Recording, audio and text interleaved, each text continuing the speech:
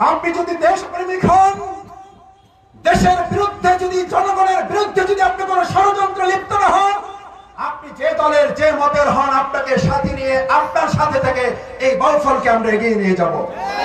কিন্তু শর্ত হচ্ছে দেশের বিরুদ্ধে, দেশের জনগণের বিরুদ্ধে আপনি কোনো ষড়যন্ত্র করতে পারবেন না।